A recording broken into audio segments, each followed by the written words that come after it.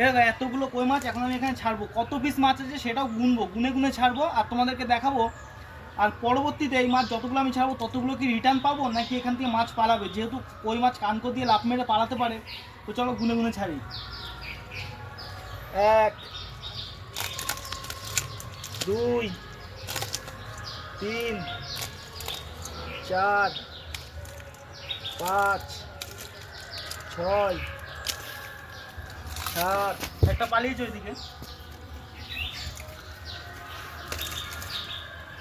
8 9 10 11 12 13 14 15 16 17 18 19 20 21